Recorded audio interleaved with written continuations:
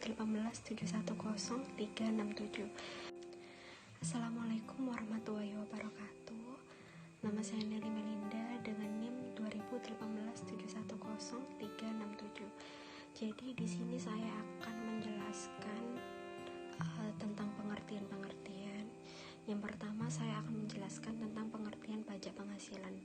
Jadi pajak penghasilan menurut Undang-Undang Nomor 17 Tahun 2000 Pasal 1 adalah pajak yang dikenakan terhadap pajak atas penghasilan yang diterima atau diperolehnya dalam tahun pajak. Nah, pajak penghasilan ini merupakan pajak langsung yang dipungut pemerintah pusat atau merupakan pajak negara. Jadi sebagai pajak langsung, maka pajak penghasilan tersebut itu menjadi tanggungan wajib pajak. Nah, yang bersangkutan itulah yang akan mendapatkan tanggungan wajib pajak. Nah, dalam arti bahwa pajak penghasilan tidak boleh dilimpahkan kepada orang lain. Jadi tidak boleh dimasukkan dalam kalkulasi harga jual maupun sebagai biaya produksi. Nah, pajak penghasilan itu bagi wajib pajak ya dihitung dengan cara mengalihkan penghasilan kena pajak dengan tarif pajak sesuai dalam undang-undang yang berlaku. Dalam pasal 17 tadi yang saya sebutkan didasarkan pada tarif progresif, yaitu tarif yang didasarkan pada lapisan penghasilan kena pajak. Nah, yang artinya persentase tarif yang digunakan akan semakin besar, dan jika jumlah yang dikenakan pajak akan makin membesar gitu. Selanjutnya saya akan menjelaskan pengertian tentang subjek pajak penghasilan. Apa sih subjek pajak penghasilan itu? Jadi subjek pajak penghasilan itu adalah sesuatu yang memiliki potensi untuk memperoleh penghasilan dan menjadi sasaran untuk dikenakan pajak penghasilan. Nah, subjek pajak itu akan dikenakan pajak penghasilan apabila menerima atau memperoleh penghasilan sesuai dengan peraturan perundangan yang berlaku. Jadi jika subjek pajak telah memenuhi syarat, telah memenuhi kewajiban pajak secara objektif maupun subjektif, maka disebut wajib pajak.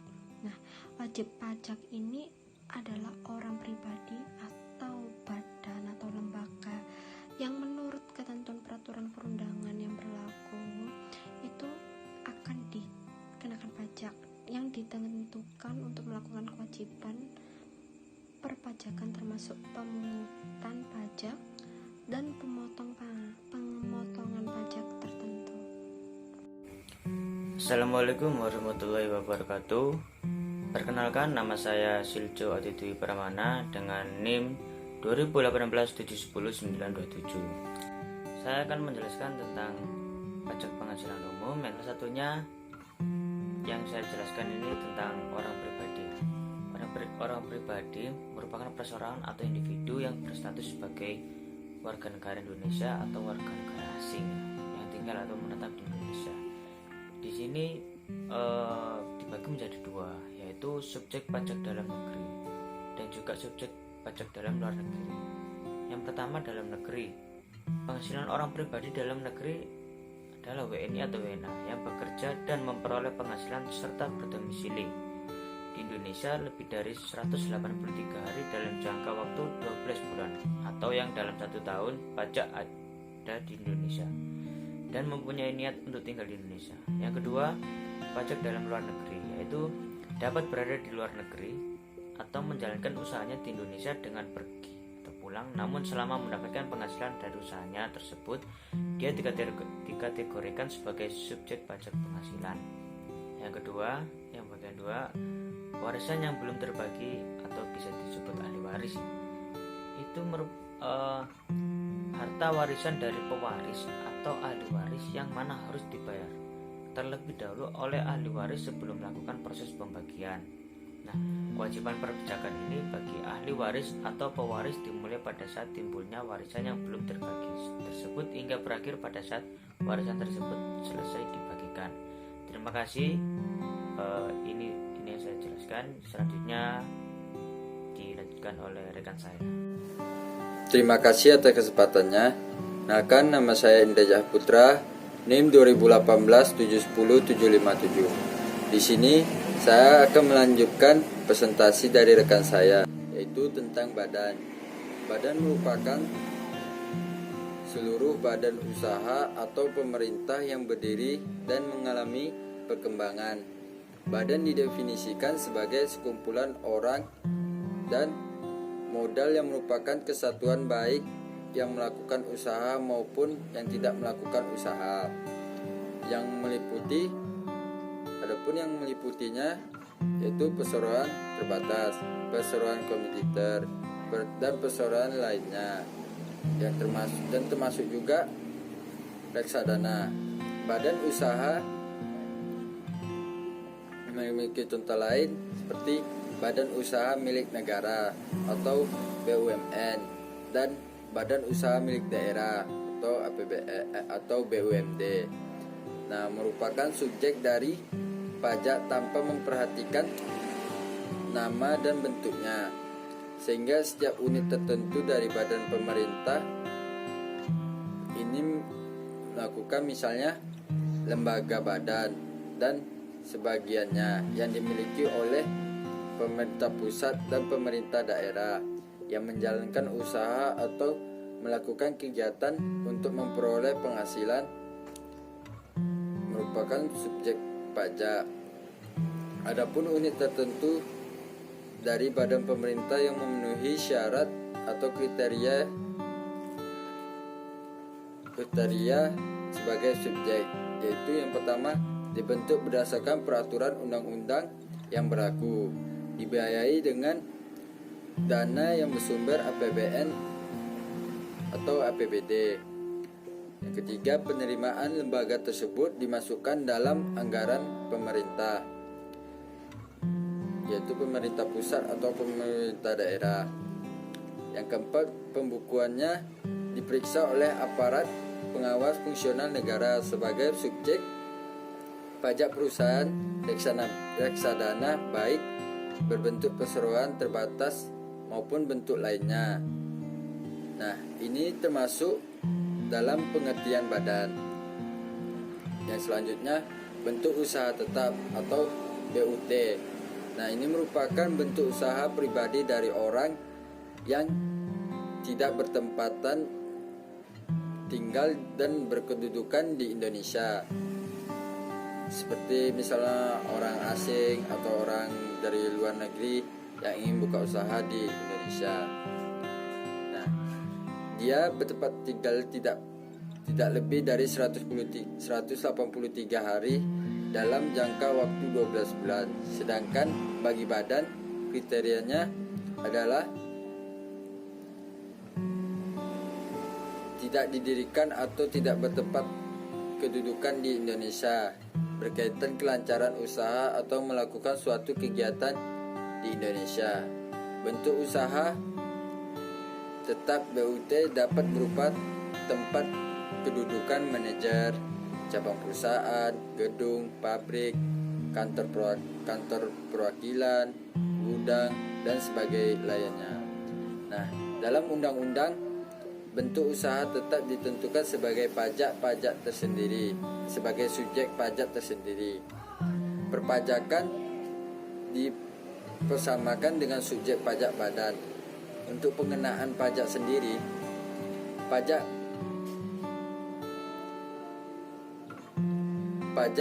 berpenghasilan, bentuk usaha tetap BUT mempunyai eksistensinya tersendiri dan tidak termasuk dalam pengertian badan.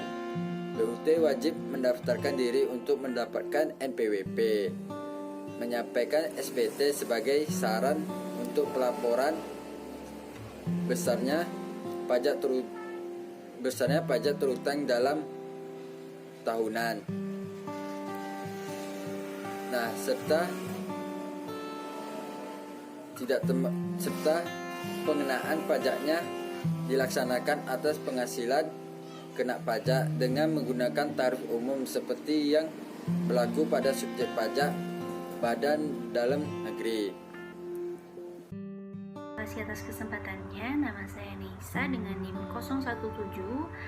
Nah, setelah rekan-rekan mengetahui apa sih subjek pajak itu, di sini saya akan membahas lebih dalam lagi mengenai jenis-jenis subjek pajak. Jadi di sini subjek pajak itu dibagi menjadi dua, yakni ada subjek pajak dalam negeri dan juga luar negeri.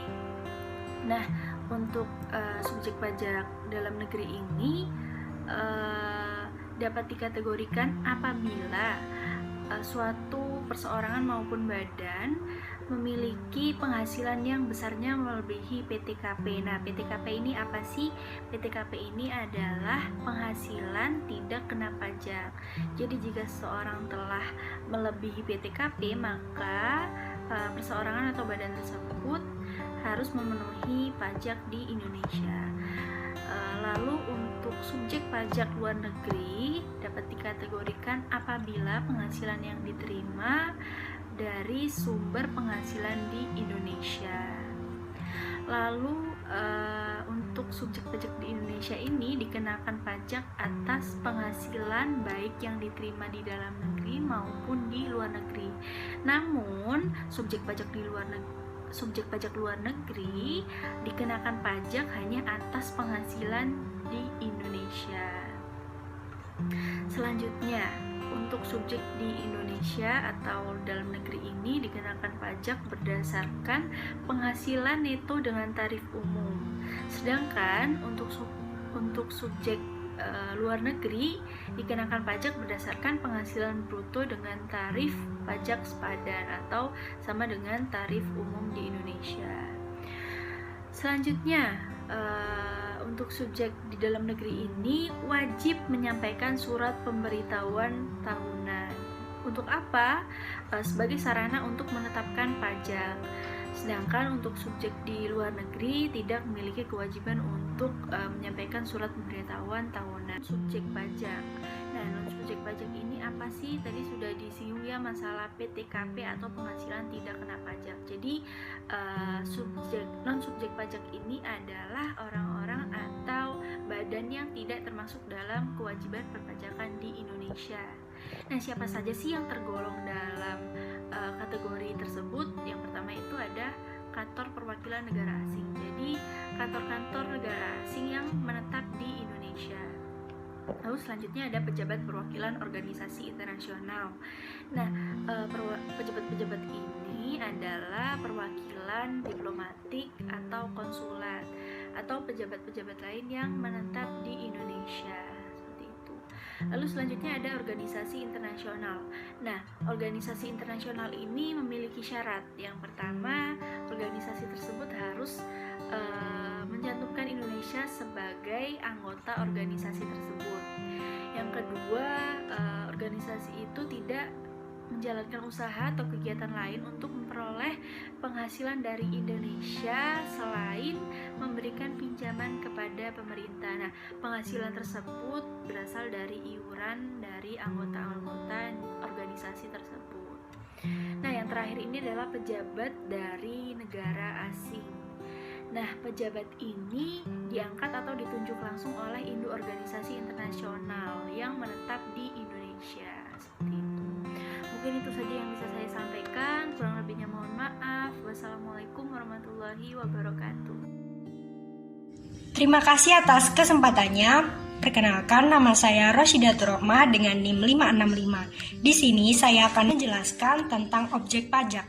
Yang menjadi objek pajak adalah penghasilan, yaitu setiap tambahan kemampuan ekonomis yang diterima oleh wajib pajak, baik yang berasal dari Indonesia maupun dari luar Indonesia, yang dapat dipakai untuk konsumsi atau untuk menambah kekayaan dari wajib pajak yang bersangkutan dengan nama dan dalam bentuk apapun.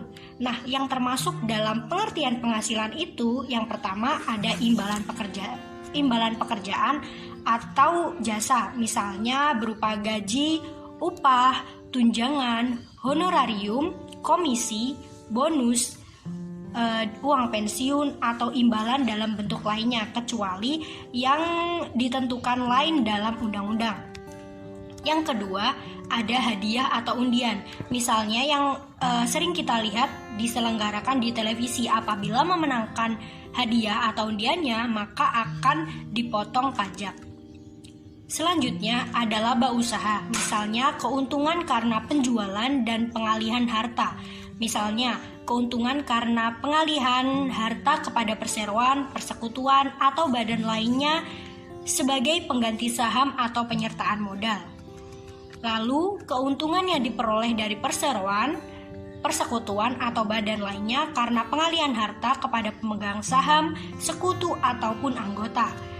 Dan keuntungan karena likuidasi, penggabungan, peleburan, atau pemecahan pengambilan alih usaha. Setelah itu, ada pula keuntungan karena pengalihan harta berupa hibah, bantuan, atau sumbangan, kecuali yang diberikan kepada keluarga sedarah dalam garis keturunan lurus atau satu derajat, dan badan keagamaan, badan pendidikan, badan sosial, atau pengusaha kecil termasuk koperasi yang ditetapkan oleh Menteri Keuangan, sepanjang tidak ada hubungannya dengan usaha, pekerjaan, kepemilikan, atau penguasaan di antara pihak-pihak yang bersangkutan. Selanjutnya yang termasuk ke dalam penghasilan yaitu bunga. Bunga termasuk premi, misalnya ada diskonto atau imbalan karena jaminan pengembalian utang. Selanjutnya ada pula dividen dengan nama dan dalam bentuk apapun pasti akan dikenai pajak. Selanjutnya ada pula royalti atau imbalan atas penggunaan hak. Lalu ada pula asuransi.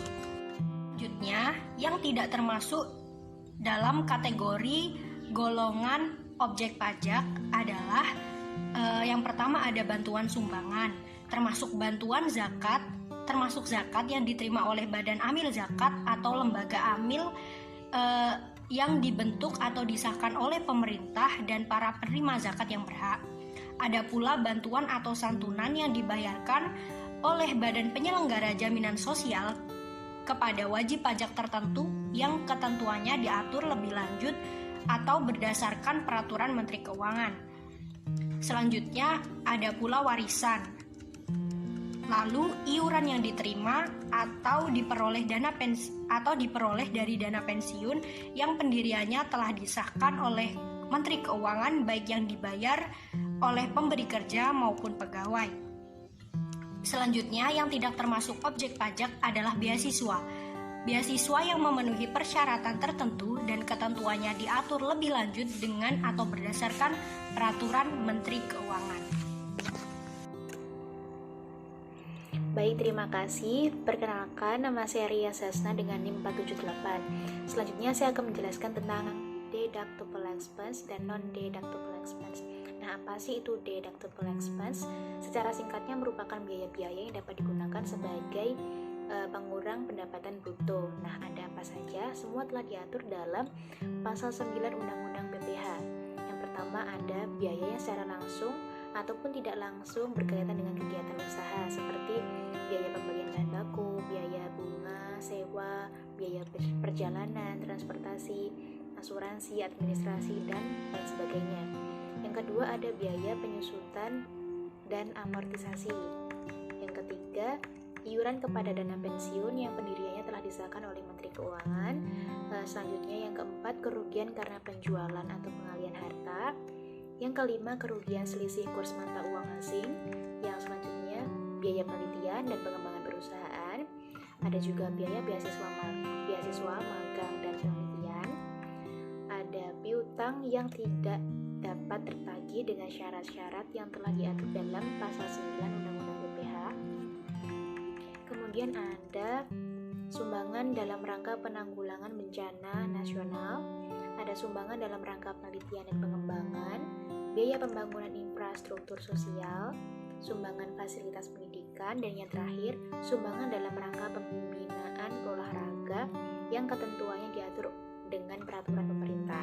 Nah, selanjutnya ada non-deductible expense. Apa sih itu? Berkebalikan dengan yang tadi, non-deductible expense itu adalah biaya-biaya yang tidak dapat digunakan sebagai pengurang pendapatan bruto. Jadi ada biaya yang dapat digunakan sebagai pengurang pendapatan bruto, ada juga yang tidak bisa. Nah, apa saja non-deductible expense itu? Diatur dalam Undang-Undang PPH pasal 9. Yang pertama ada pembagian laba, termasuk juga dividen. Yang kedua, biaya yang dibebankan atau dikeluarkan untuk kepentingan pribadi pemegang saham, sekutu ataupun anggota.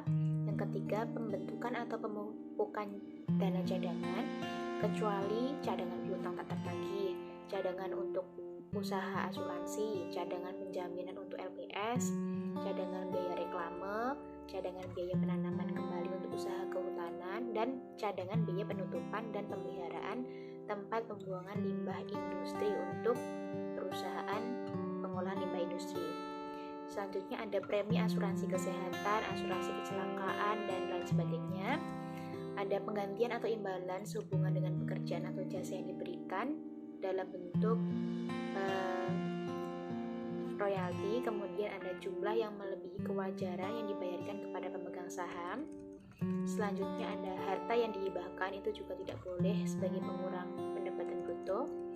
Ada pajak penghasilan, ada biaya yang dibebankan atau dikeluarkan untuk kepentingan pribadi wajib pajak atau orang yang menjadi tanggungannya.